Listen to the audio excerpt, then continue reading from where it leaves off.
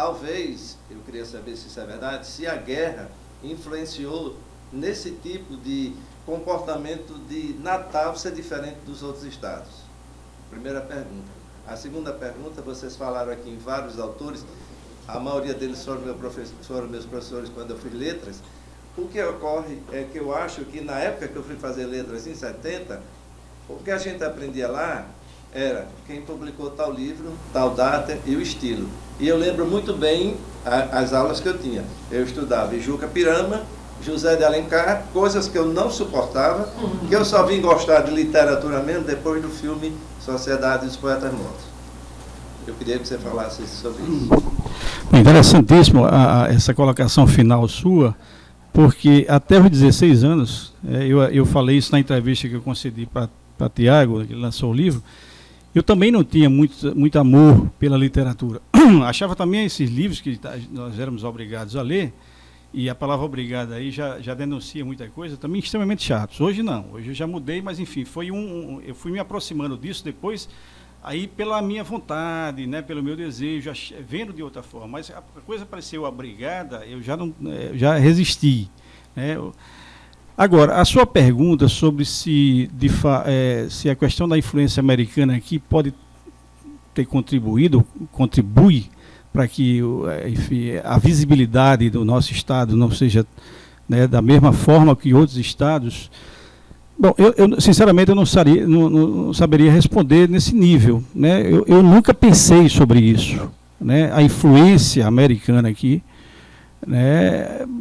Bom, os americanos eles têm um estilo, né, de fazer cultura, né? Até aproveitando agora o gancho de Assis, de mercado, né? Explora o mercado, né? Fiquei pensando, será que essa cultura americana aí, né, não poderia também de alguma forma contribuir? Sinceramente eu não sei responder nesse aspecto, né? Tem um amigo meu que ele diz assim, se a gente passear pelo Nordeste, a gente consegue identificar em cada estado do Nordeste, isso é ele que diz, não sou eu, né, certas peculiaridades que caracterizam aquele estado, né? Ele é daqui, é norte-rio-grandense, ele diz assim, já aqui no Rio Grande do Norte a gente não consegue vislumbrar isso, né? Essa característica que marca o povo, né, uma cultura. Bom, conversando com ele, né, e ele até, enfim, conhece muito mais, por exemplo, essa vinda dos americanos aqui, não sei se talvez até essa vinda tenha retirado isso, né? Eu me lembro que, assim, quando eu comecei a escrever, eu pensava isso, né, e até cheguei a escrever sobre isso, eu pensava assim, um país sem... Terminou resultando nisso, acho que já estava ali sendo plantado isso, que eu tanto me refleti sobre isso. Um país, um estado, uma cidade, ou uma pessoa sem cultura, qualquer cultura chega e termina tomando conta, né? Por exemplo, eu vou muito a Recife, aí por questões mesmo pessoais, minha esposa é de lá, né, e eu vejo lá a paixão que eles têm pelo futebol local.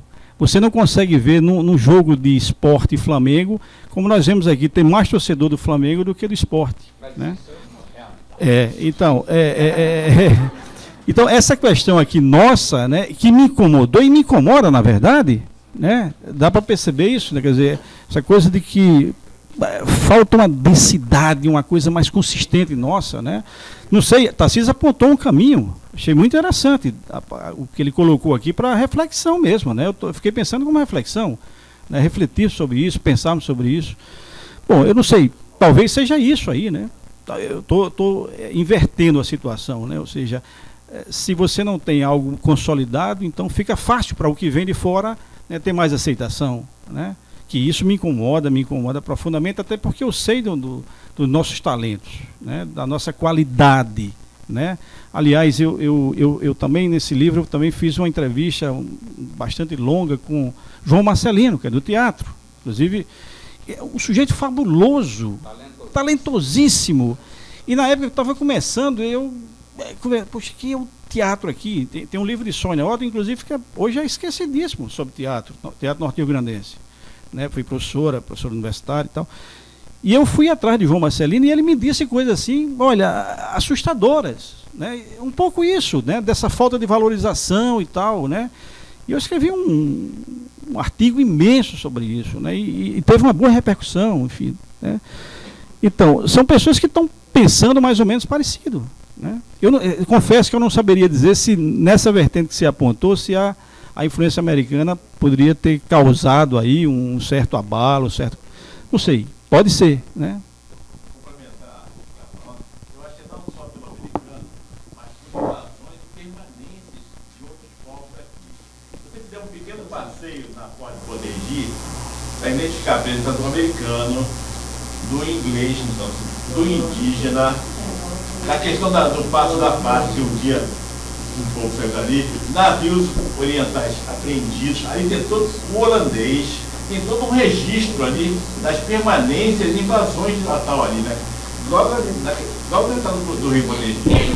É interessante você estar trazendo, né? Enfim, bom, eu não sou historiador para fazer um resgate disso, mas acho interessante, né? Fica até para os historiadores se levantarem essa questão. Me interessa, de fato, como pesquisador nisso, né? Mas, assim, a sua colocação me levou a pensar que na nossa formação brasileira, né? Aqui no Estado, então, né?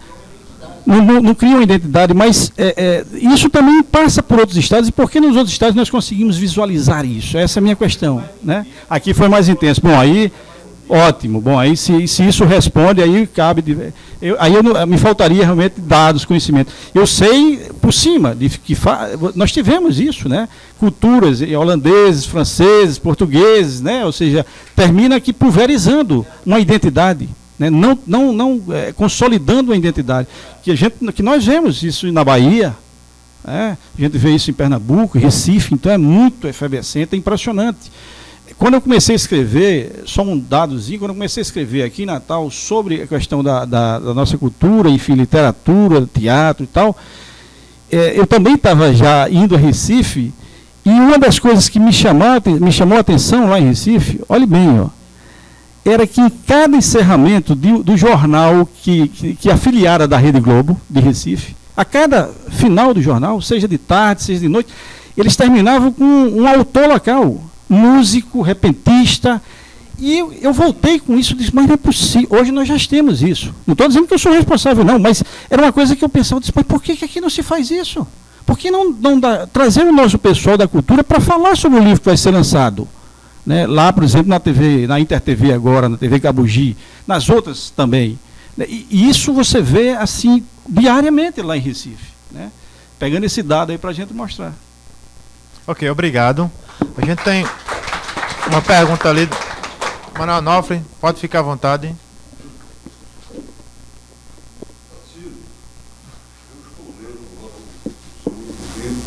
Estou verdadeiramente encantado com a leitura.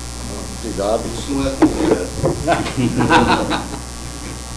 Agora eu lhe pergunto, você pretende continuar nesse campo? Sim, eu estava conversando com o Lawrence há pouco tempo.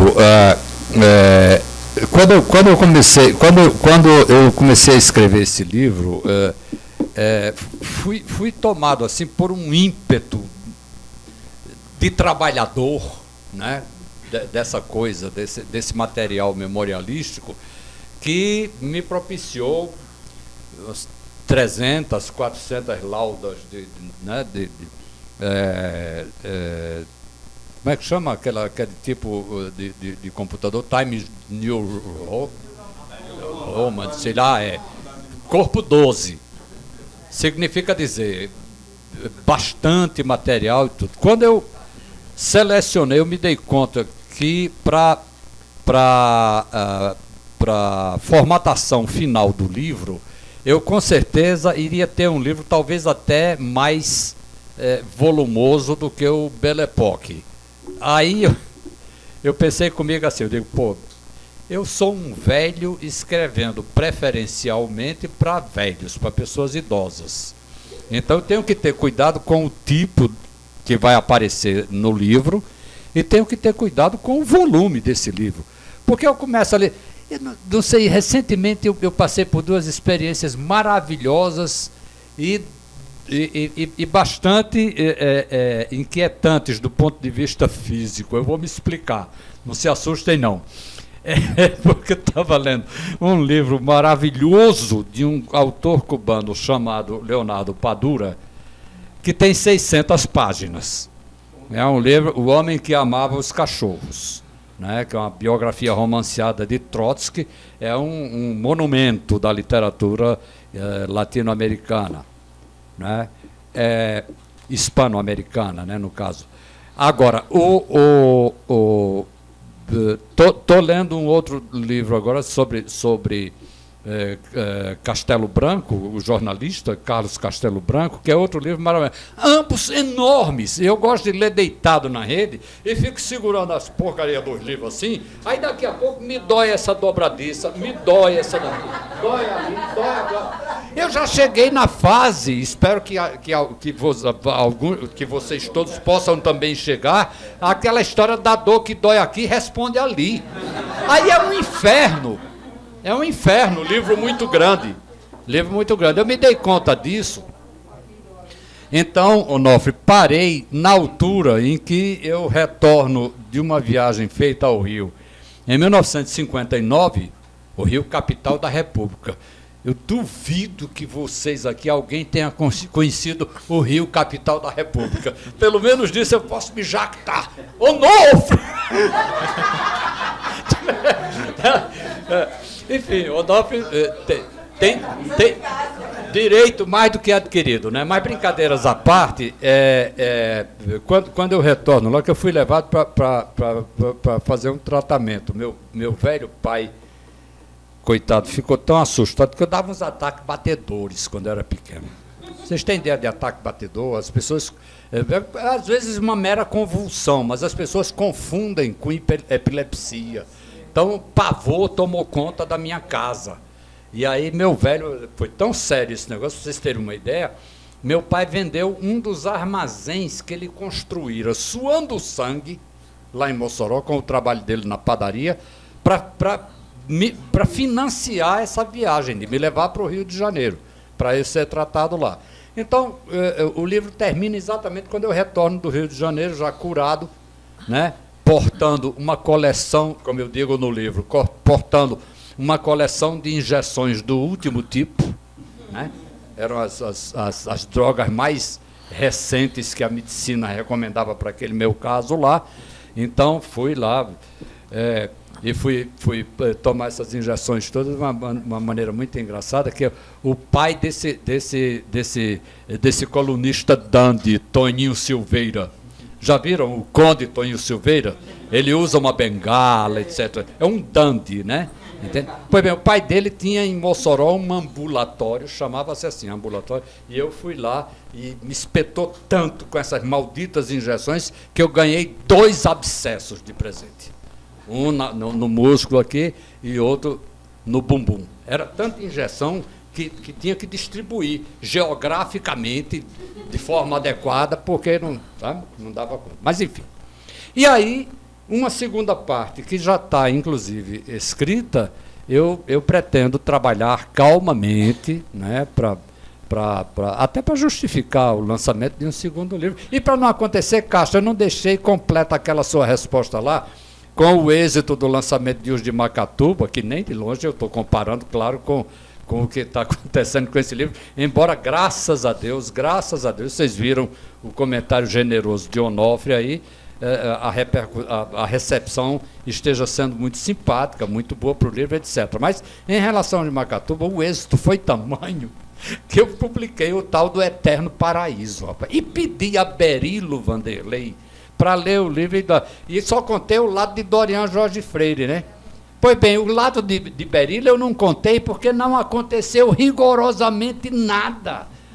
Berilo sequer me deu uma opinião oral, verbal a respeito do livro. Eu, de vez em quando, encontrava com ele. Eu era editor do 2º caderno da Tribuna do Norte, lá ali na Tavares de Lira, né? Num pardieiro, a redação era um horror. A gente ficava lá em cima, calor infernal e tudo tal. E Berilo, que já tinha status para tanto, chegava no Fusca, dirigido por Maria Emília, que ele não dirigia, ele tinha medo, já com a coluna dele datilografada, e aí gritava para mim lá em cima, Mujique, Mujique! Ele me chamava de Mujique porque ele dizia que eu tinha uma aparência de camponês russo, né? Os mujiques russos, né? Mujique, eu aparecia na janela e disse, já entreguei a coluna aqui, tudo bem. E aí eu perguntava, Perillo, e não leu não? Depois conversamos, vamos conversar depois, vamos conversar. Perillo, não, depois a gente conversa. Olha, só depois de muito tempo eu cheguei à conclusão de que o livro era muito ruinzinho, o tal do Eterno Paraíso. Coitado do meu livro. Coitado do meu livro. De um conjunto de talvez 10, 12 contos, devem se salvar 2, 3, olhe.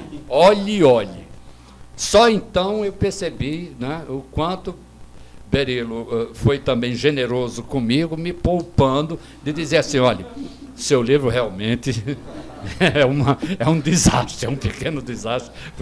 A precipitação, né? Aproveitando. Mas, enfim. Tá certo, Onofre? Então, eu pretendo, sim, continuar com esse trabalho. Se Deus quiser, se Deus me ajudar, vamos que vamos. Ok. Obrigado, Tarcísio. Pessoal...